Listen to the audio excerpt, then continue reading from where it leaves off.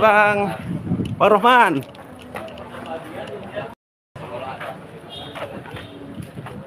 Gimana? Ya, Dengan apanya? P21 ini seperti apa? Ya sesuai perkiraan kita kan, bahwa memang berkas ini dipaksakan untuk disidangkan. Artinya dari 4 berkas itu yang diterima kejaksaan hanya 2. Kan? Untuk yang lainnya seperti apa, Pak? Ya saya dengar ya mungkin masih menunggu perkembangan hasil persidangan yang ini. Nah, ini kan hingga saat ini barang bukti belum ditemukan. Betul. Menurut kuasa hukum seperti apa tanggapannya dan untuk melawannya di pengadilan seperti apa nanti? Ya jelas begini, ini kan pasal 340 ya, ada pembunuhan dan yang pasti alat yang digunakan itu harus dijelaskan ya. Dan memang sesuai dengan surat yang saya terima dari Kompolnas hari kemarin bahwa alat bukti itu memang tidak ditemukan, ya kan? Tidak ditemukan sehingga masih ragu pihak kepolisian menetapkan alat bukti yang digunakan. Jadi lucu saja ketika Kompolnas sendiri melalui suratnya menyatakan bahwa ada kesulitan, tetapi berkas ini akhirnya limpah juga di kejaksaan. Atau mungkin karena waktu penahanannya hampir habis minggu ini, ya tanggal 15, jadi mungkin ini dipaksakan untuk disidangkan. Jadi pihak kuasa hukum menilai ini dipaksakan, Bang? Ya jelas, ini saya dapat surat dari Kompolnas. Per hari kemarin kami dapat surat dari Kompolnas, ada penjelasan dari pihak Kompolnas. Saya kasih tahu ya ke teman-teman nih. Siap. Ini dari Kompolnas, ditujukan ke kami dari Kompolnas, ya kan? Ditandatangan Pak Beni Momoto langsung. Saya lihat ini teman-teman, Pak Beni Momoto langsung yang tanda tangan. Poinnya, Bang?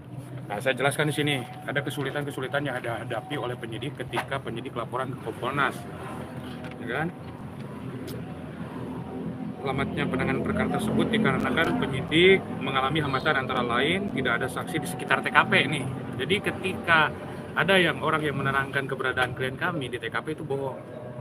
Jelas di sini laporan Polda Jabar ke Kompolnas tidak ada saksi yang melihat di TKP. Yang kedua, di dalam TKP tidak ada CCTV. Pelaku diduga memiliki pengetahuan atau kemampuan dalam bidang forensik dan atau kriminal forensik. Kemudian pelaku merusak TKP dengan cara menyiram air, membersihkan dengan lap basah. Kemudian belum didapat sampel DNA pembanding. Nah ini poin F. Belum ditemukan benda yang diduga digunakan oleh pelaku pada saat melakukan kekerasan kepada korban. Ini jelas keterangan dari Kompolnas kepada kami yang ditandatangani oleh Pak Beni Momoto bahwa Polda Jabar tidak menemukan alat yang digunakan untuk membunuh korban. Jadi bagaimana ini berkas bisa sampai P21 ke sini? Jadi teman-teman tanya aja ke Pak Jaksa nanti ya. Dari strateginya bakal seperti apa, Bang? Dari Pak Yosef dan juga klien abang lain? Kalau masalah strategi nanti di persidangan ya.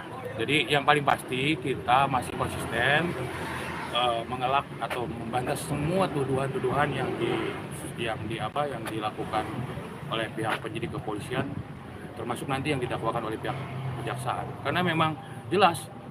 Misalnya di sini penetapan tersangka terhadap Bu Mimin, Arigi dan Abi pun dijelaskan di sini bahwa saksi yang memberatkan itu adalah keluarga-keluarga dari pihak korban.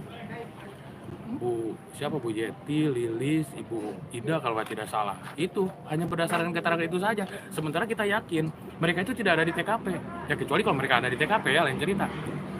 Itu di sini dijelaskan dari surat dari Kompolnas itu. Bahwa penetapan Bu Mimin, Arigi, dan Abi itu didasarkan pada keterangan saksi-saksi yang itu.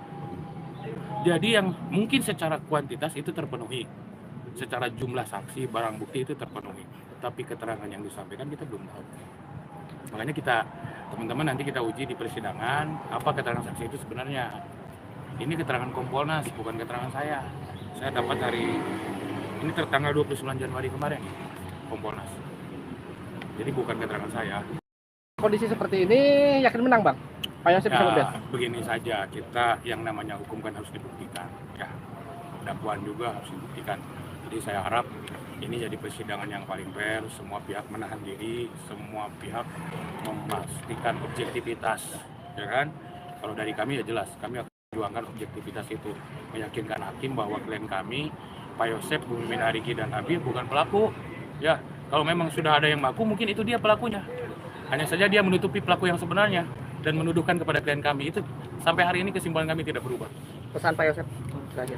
Ya, Kondisi sebenarnya Pak Yosef ya cukup cukup kurus hari ini, hampir 120 hari, ya 105 hari ya di tahanan Polda Jabar, cukup kurus, tapi beliau optimis bahwa beliau sampai pembicaraan terakhir bahwa beliau tidak melakukan, termasuk Bu Mimin, Arigi dan Habibie juga barusan ada di sekitar sini, bertemu dulu dengan saya, bahwa mereka masih bersikeras bahwa mereka membantah semua tuduhan Danu. Itu semua karangan Danu. Dan saya sudah baca keterangan Danu waktu pra-peradilan. Teman-teman harus tahu, keterangan saksi Danu A, keterangan tersangkanya Z. Ya, jadi ngarang semua.